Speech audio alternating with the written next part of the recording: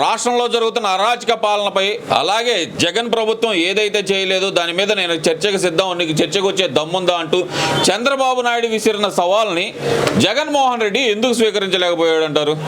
ఏం చేయలేదు కాబట్టి స్వీకరించలేకపోయాడండి. ముఖ్యంగా ఈ 4 సంవత్సరాల 7 నెలల కాలంలో ఆయన చెప్పుకోవడానికి ఏదైనా చేశాడా? అభివృద్ధి కానీ ప్రాజెక్టులు కానీ అన్నీ ఇటు చూస్తే రాజధానిని ఆపేసేసి పోలవరాన్ని పడకేసేసి ఈయన ఇష్టం వచ్చినట్టు నిరంకుశ ఏదైతే ప్రతిపక్ష నాయకులపై కేసులతో మరి అల్లకల్లోలమైనటువంటి పాలన చేస్తున్నాడు. కాబట్టే ఆయన చర్చకు వస్తే ఏం చెప్తాడు?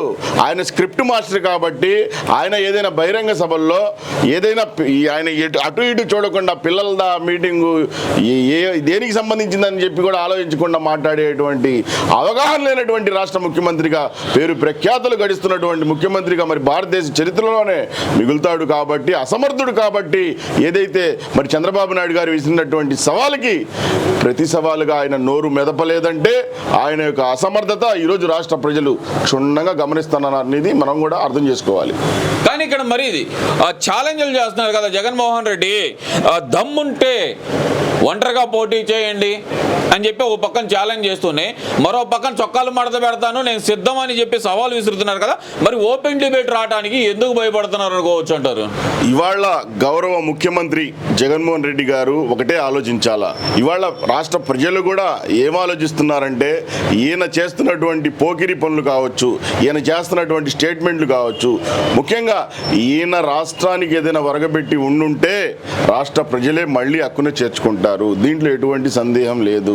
అలాంటి చోట మరి ఈయన వైఫల్యాలు ఈయనకు క్షుణ్ణంగా తెలుసు కాబట్టి మరి ఆ విధంగా ఈయన వీడియోల్లో సిద్ధానికి యుద్ధం అంటే సరిపోదు, అది ఇది చొక్కాలు మడతేయటం. ఏం మడతేస్తారు జగన్మోహన్ రెడ్డి గారు?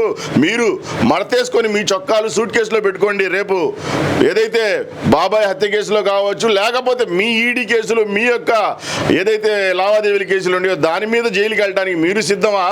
అదే ఆ సిద్ధం, దానిగా సిద్ధం.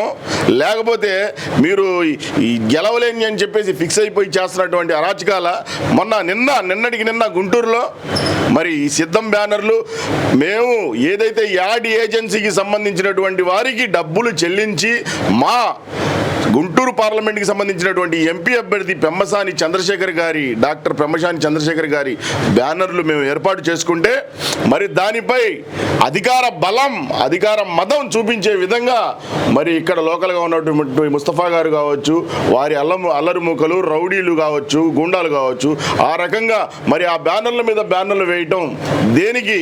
ఒకటే చెప్తా ఉన్నాం, మీరు దుర్మార్గాలకి అరాచకాలకి సిద్ధం అంటే వాటిని ధీటిగా తిప్పికొట్టడానికి మేము సంసిద్ధం.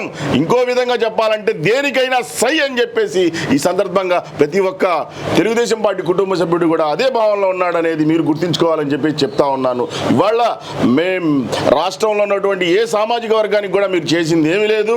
దాంట్లో భాగంగానే ప్రతి ఒక్క సామాజిక వర్గం కూడా మీ మీద అసహనంతో ఉంది. ముఖ్యంగా నిరుద్యోగ యువత కావచ్చు, యువతకు మీరు చేసినటువంటి మోసం అంతా ఇంత కాదు. మరోపక్క ఉద్యోగస్తులకు పట్టపగలే చుక్కలు చూపించినటువంటి మీరు అదేవిధంగా ఏదైతే చేతి వృత్తుల వాళ్ళు కావచ్చు, ప్రతి ఒక్కళ్ళు వ్యాపారస్తులు కావచ్చు, రియల్ ఎస్టేట్ వాళ్ళు కావచ్చు, ప్రతి ఒక్కళ్ళు మీపై కొత్త ఉడుకుతున్నారు. ఖచ్చితంగా రానున్న రోజుల్లో ఓటు రూపంలో మీకు సరైన సమాధానం చెప్తారు. మీరు అన్ని సర్దుకొని పారిపోవడానికి మీరు, మీ యొక్క మంత్రులు, మీ యొక్క పార్టీ ఏదైతే 4 పిల్లర్స్ రెడ్లు ఉన్నారో వాళ్ళు కూడా రెడీగా ఉండమని చెప్పేసి ఈ సందర్భంగా చెప్తా ఉన్నాం. అభివృద్ధి అంటే గ్రాఫిక్స్ కాదు, అభివృద్ధి అంటే జగన్మోహన్ రెడ్డి. దీని మీద నేను చర్చకు సిద్ధం అంటూ చంద్రబాబు నాయుడు గారికి సవాల్ విసిరిన కేసినేని నాని సవాల్ని అసలు ఎలా చూడొచ్చు అంటారు? కేసినేని నాని గతంలో తెలుగుదేశం పార్టీలో ఉన్నప్పుడు ఏదైతే ఒక అగ్రగామి పారిశ్రామికవేత్త అయినటువంటి రతన్ టాటా గారి పక్కన చూసాం తెలుగుదేశం పార్టీలో. ఇవాళ ఏదైతే నిన్న విజయవాడలో తోపుడు బండి పక్కన ఒక నత్తోడు ఓపెనింగ్ చేస్తూ ఉంటే దాని పక్కన నిల్చున్నటువంటి దృశ్యాలు చూస్తే ఆయన స్థాయి ఎంత స్థాయికి దిగజార్చుకున్నాడు అనేది ఇవాళ స్పష్టంగా కానొస్తూ ఉంది. అలాంటి వ్యక్తి మాట్లాడుతున్నటువంటి మాటలకు విలువలు లేవు, విలువ ఉండదు. ఖచ్చితంగా మరి మరి ఈయన ఇన్నాళ్ళు ఎక్కడున్నాడు, మరి ఆయన ఏం చేసి ఉంటాడు? ఆయన కాబట్టే అలా ఏదైతే కాసులకు కకృతి పడో లేదా మరి తల్లవగ్గో మరి అధికారానికి భయపడో ఆయన తీసుకున్నటువంటి నిర్ణయం, ఆయన ఇప్పుడు మరి వాళ్ళకి మెప్పు పొందడానికి మాట్లాడుతున్నటువంటి మాటలుగానే మేము భావిస్తున్నాం. కానీ ఇవాళ కేసీఆర్ నాని కావచ్చు, కొడాలి నాని కావచ్చు, పేర్ని నాని కావచ్చు, అంబటి రాంబాబు కావచ్చు, ఏ ఒక్కడిని కూడా రాష్ట్ర ప్రజలు కరేపాకులాగా లేదా చిటికిన వేలు ఎంట్రికలాగా తీసి పడేస్తున్నారే తప్ప ఏ ఒక్కళ్ళు కూడా వాళ్ళకి రాజకీయ నాయకులుగా గుర్తింపు అనేది లేదు అనేది స్పష్టం అని చెప్పేసి తెలియజేస్తా ఉన్నా.